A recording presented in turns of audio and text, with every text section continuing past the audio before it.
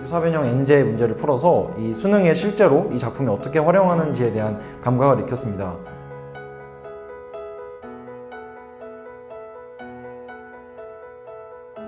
네, 안녕하세요. 저는 연세대학교 경제학부 20학번으로 진학 예정인 최영수라고 합니다.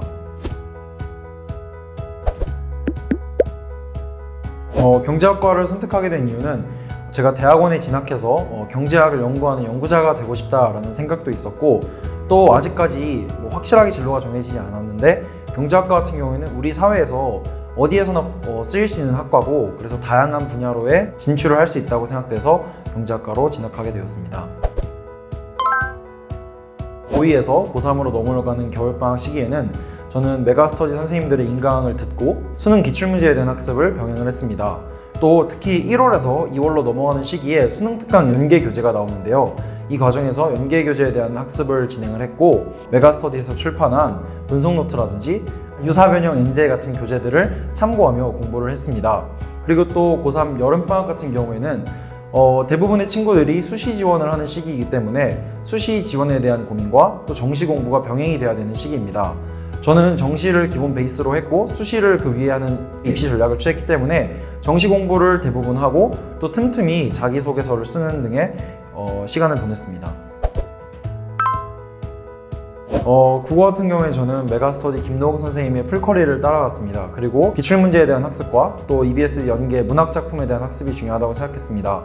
그래서 메가스터디 교재에서 출판한 유사변형 N제 문제를 풀어서 이 수능에 실제로 이 작품이 어떻게 활용하는지에 대한 감각을 익혔습니다. 또 여기서 중요한 것이 EBS 교재는 일부만 실려 있지만 실제 수능 시험에는 다른 부분이 나오는 경우가 있습니다. 이러한 문제를 대비하기 위해서 메가스터디 출판한 수능 완성 수능 특강 분석 노트를 활용해서 이 작품에 대한 해설, 특히 많은 학생들이 어려워하는 고전시가 문항에 대한 어떤 어려운 어휘나 의미에 대한 학습을 진행을 했습니다. 고전시화 같은 경우에는 저희가 생경한 한자어라든가 다양한 어휘들이 나옵니다.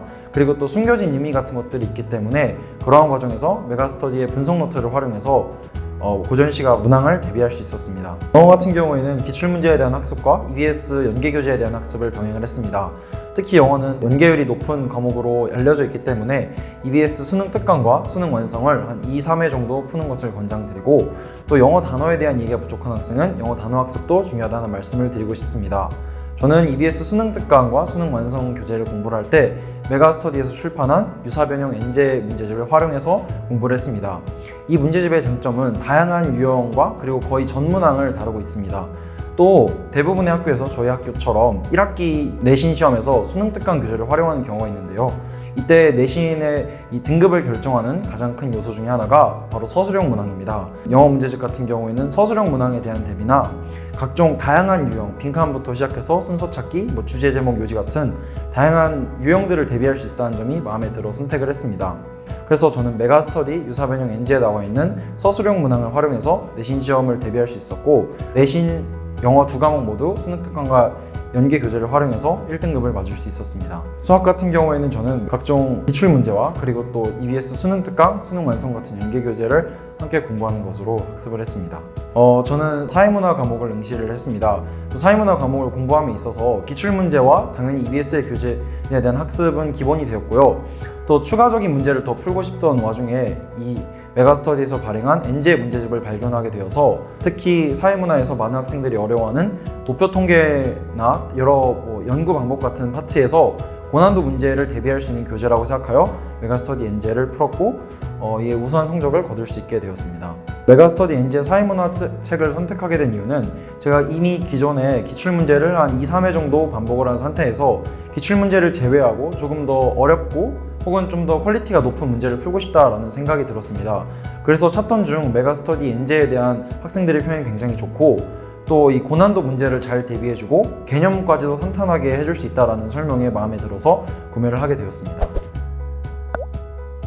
제가 항상 생각했던 말 중에 하나는 수능은 암기 시험이 아니라 사고력 시험이다라는 말을 명심하고 있었는데요. 수능이 말 그대로 암기식이 아니고 생각을 해야 되는 시험이기 때문에 어떤 문제가 있을 때 풀리지 않는다고 해서 바로 답지로 넘어가거나, 수학 같은 경우에는 바로 풀이를 보고 그 풀이를 외우는 것이 아니라 깊이 생각을 하고 풀리지 않는 문제가 있으면은 1시간이 됐든 2시간이 됐든 자신이 고민을 하는 과정이 필요하다고 생각이 됩니다. 사실 당일은 누구나 다 기분이 굉장히 우울할 수밖에 없고 이 실시간으로 바뀌는 등급표를 보면서 심장을 쪼리기 마련입니다. 우리가 흔히 수미잡이라고 수능 미만 잡 이런 얘기를 많이 하곤 하는데요. 실제로 모의고사 성적들이 수능에 어떤 영향도 끼치지 않고 얼른 그냥 잊고 다음 시험에 매진하는 것이 중요하다고 생각이 되고, 또 너무 잘 본 경우에도 자만을 해서 다음 모의고사를 망한 경험이 있는데요. 그래서 겸허하게 평정심을 잃지 않는 것이 중요하다고 생각이 됩니다. 저는 항상 전날 11시에서 12시 사이에 잠을 들어서 다음날 수능 보는 날처럼 6시에 일어나는 습관으로 1년 내내 유지했고, 그 결과 체력이 크게 장애물이 되지는 않은 것 같습니다. 그리고 김노욱 선생님께서 하신 그 파이널 강좌에서 매번 수능은 페스티벌이야 라는 말씀을 하십니다. 사실 수능이 당연히 페스티벌이 아니고 즐길 수 없고 부담이 되는 것은 맞으나 우리가 왜 피할 수 없으면 즐겨라 이런 말이 있는 것처럼 저는 자기 세뇌를 그냥 하기로 했습니다. 그냥 어차피 봐야 되는 거고 즐거운 거다라고 세뇌를 해서 그 세뇌가 성공이 된 것 같습니다.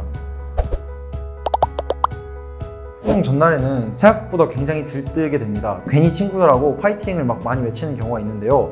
저 같은 경우에는 그게 수능 전날에 잠을 못 자게 하는 원인이었던 것 같습니다. 학교에서 수능 고사장 통지표나 이런 것을 받고 친구들과 파이팅을 한 30번 넘게 외쳤던 것 같고, 집에 와서도 그 카톡방을 방별로 들어가서 여기서도 막 내일 잘 보자, 우리 뭐 내년에 얼른 성공해서 술 먹자 이런 얘기를 계속 하다 보니까 몸이 피곤하진 않고 정신만 피로한 상태로 침대에 누웠고, 그래서 잠을 못 자게 되는 원인인 것 같습니다. 그래서 혹시 이 영상을 보는 예비고3 분들이 있다면 수능 당일날 절대 들뜨지 말고 평소랑 똑같이 아예 핸드폰을 꺼놓고 계속 공부를 하다가 몸이 피곤한 상태로 자리에 있는 것을 추천을 드리고 싶고요. 수능장에는 아침 조금 일찍 도착해서 학교에 뭐 자기 책상이라든가 그 교실의 풍경 이런 것들에 익숙해지는 시간을 가졌으면 좋겠고요. 국어 같은 경우에는 침착한 것이 굉장히 중요한 것 같습니다. 오히려 조심해야 될 건 전 탐구라고 생각이 됩니다.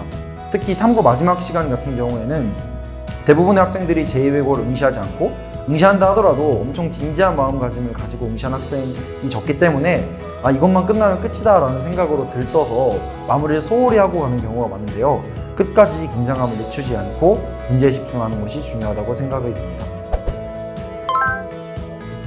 제 생각에 수험생활에서 가장 중요한 것은 균형 잡기인 것 같습니다. 밤샘 공부를 하는 것과 체력적으로 휴식을 취하는 것, 자기가 취약한 과목에 집중을 할 것인지 전 과목을 고르게 할 것인지, 혹은 자기가 잘하는 과목만 몰아서 할 것인지, 나는 내신만 챙길 것인지 수능만 챙길 것인지, 이런 양극단 사이에서 적절히 균형을 유지하는 것이 중요하다고 생각이 되고, 수능과 내신, 어떤 체력과 공부, 취약 과목과 잘하는 과목 사이에서 균형을 유지했던 것이 제 수험생활의 성공 비법이라고 생각이 됩니다.